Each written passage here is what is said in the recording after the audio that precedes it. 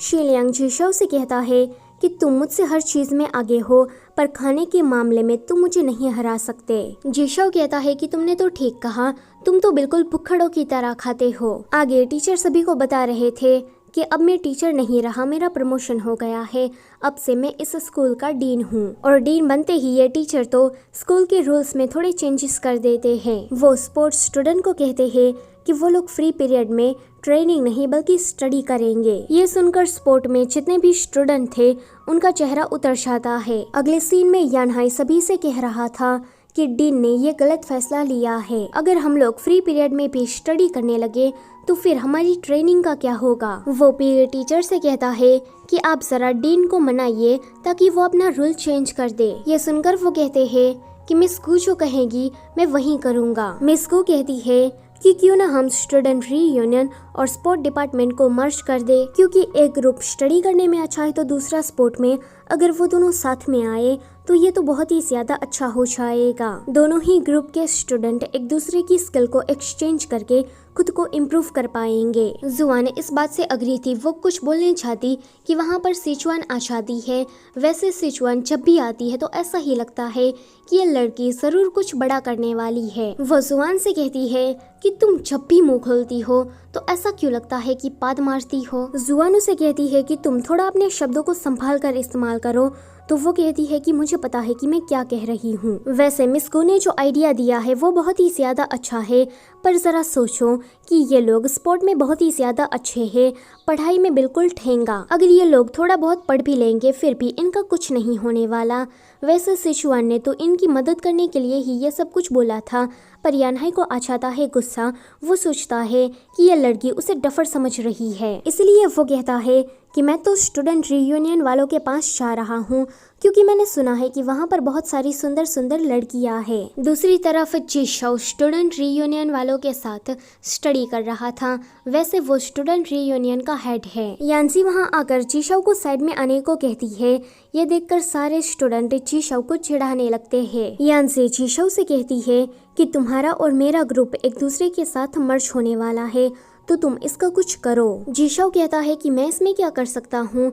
तो वो कहती है कि मुझे पता है कि तुम इसका कोई न कोई सोल्यूशन निकाल ही लोगे। फिर वो इसी बात को लेकर शिलियांग के पास जाती है, पर शिलियांग उसको आता देखकर सो जाता है, क्योंकि उसे पता था कि यानसी इसी के ही बारे में बात करेगी। जुआन यानसी को देखकर उसे साइड में लेकर आती है एंड कहती है कि ये सब कुछ पहले से ही डिसाइड हो गया है, तो प्लीज तुम कुछ भी मत करो। यानसी कहती है कि चाहे जो कुछ भी हो जाए, पर मैं अपने स्पोर्ट ग्रुप को ऐसे ही नहीं जाने देने वाली। जब उनकी छुट्टी होती है तो यानसी शिलियांग को देखकर उसे आवाज देती है, पर वो उसकी आवाज को सुनकर वहाँ से भाग जाता है, क्योंकि वो उसकी मदद नहीं करना चाहता। आगे यानसी जीशाओ के साथ बात करते हुए अपने डॉर्मेट्री की तरफ जा रही थी कि उसके सामने जुआन आती है। वो कहती है कि तुम मुझसे इतनी नफरत क्यों करती हो, मैं तुम्हारी बेस्ट फ्रेंड थी, फिर तुम इतनी बायस्ड क्यों हो। यानजी उसे कहती है कि उस टाइम पर तुम बिना बताए ही कहीं चली गई थी और अचानक से वापस भी आ गई हो। वापस आने के बाद तुम गुशिये के खिलाफ हो गई हो, तुम्हें ऐसा नहीं करना चाहिए। उस टाइम पर तुम दोनों के बीच में कोई गलतफहमी हो गई थी, इसलिए तुम बिना बताए ही चली गई। पर मेरा क्या, मैं भी तो तुम्हारी बेस्ट फ्रेंड थी ना, तुम्हें एक बार जाने से पहले मुझे बता देना चाहिए था ना। तो जुआन कहती है कि मुझे ऐसा लगता था कि तुम गुशिये के साथ काफी ज्यादा क्लोज हो, इसलिए मैं तुमसे मिलने नहीं आई। तो वो कहती है कि मुझे तो हमेशा ऐसा लगता था कि तुम दोनों क्लोज हो और मैं तुम्हारे बीच में कोई थर्ड व्हील हूँ। गुशिये मुझसे ज्यादा तुम्हें पसंद करती है। गुशिये को मैं कितना भी कुछ कह लूँ, स्कूल में वो कितनी भी बुली हो जाए, पर इसका उस पर कोई भी असर नहीं पड़ता।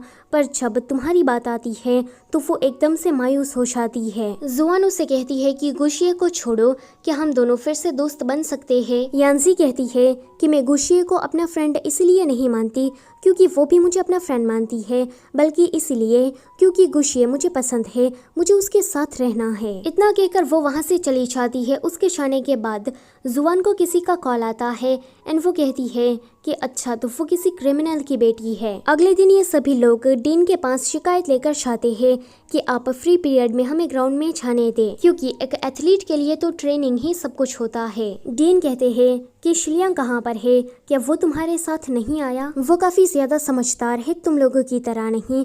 वो साइंस का टॉप स्टूडेंट है और वो बास्केटबॉल सिर्फ अपने शौक पूरे करने के लिए ही खेलता है। अब चलो तुम लोग भी यहाँ से निकलो वरना मैं तुम्हें सजा दे दूंगा। यांजी सोचती है कि शिलियांग को तो बास्केटबॉल कितना ज्यादा पसंद है, पर फिर भी वो हमारे साथ क्यों नहीं आया। वो शिलियांग के पास जाती है जो कि अकेले ही बास्केटबॉल खेल रहा था। वो उसे कहती है कि तुम तो बहुत ही ज्यादा सेल्फिश निकले, तुम्हें दूसरों के बारे में जरा सोचना चाहिए था। इतना कहकर वो वहाँ से चली जाती है। जब वो चीशाओ से मिलती है तो चीशाओ ने उसकी प्रॉब्लम का हल निकाल दिया था। यहाँ शिलियांग भी अपनी तरफ से कोशिश कर रहा था। गुशिए उसके साथ थी। ये लोग क्लासरूम की लाइट्स को ऑफ करने वाले थे ताकि उनको ज्यादा स्टडी ना करनी पड़े। जब ये दोनों स्विच ऑफ करके वहाँ से जा रहे थे कि उनके सामने जुआन आ जाती है।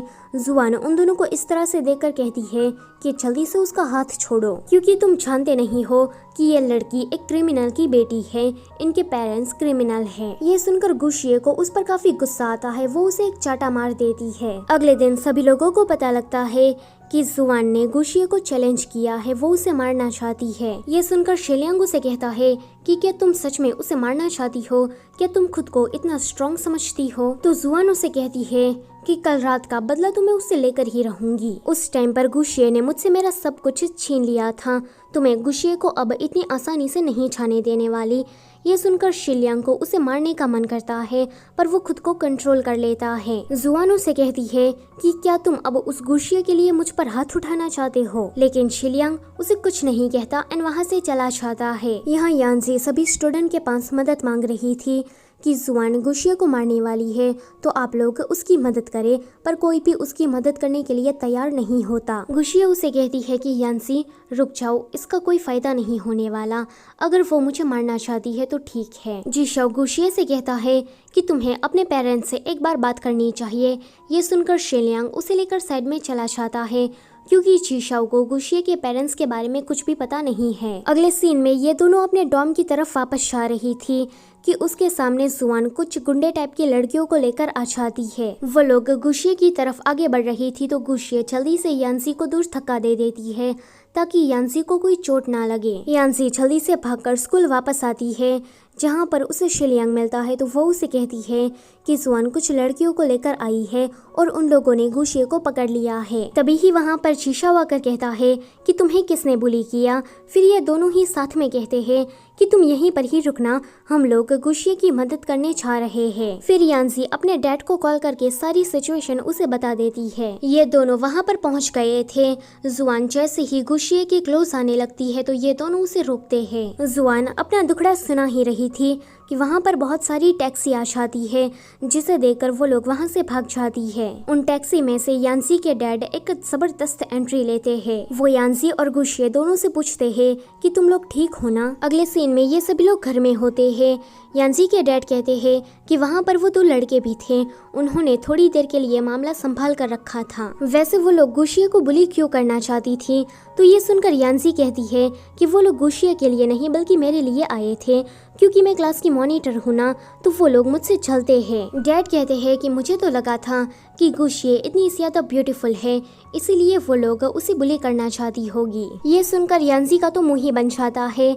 वैसे यांसी के डैड ने टैक्सी बुलाकर अच्छा काम किया था, क्योंकि वो लोग सीधा अगर पुलिस में रिपोर्ट करते तो इससे जुआन का फ्यूचर भी खराब हो सकता था। अगले दिन डीन को भी इस सारी सिचुएशन के बारे में पता लग गया था, तो वो जुआन को पनिशमेंट देकर उसे कहते हैं कि सभी के सामने तुम माफी मांगो। पर जुआन के हाथ में माइक आते ही वो शिलियांग को कन्फेस कर देती है कि मैं तुम्हें बहुत ही ज्यादा पसंद करती हूँ।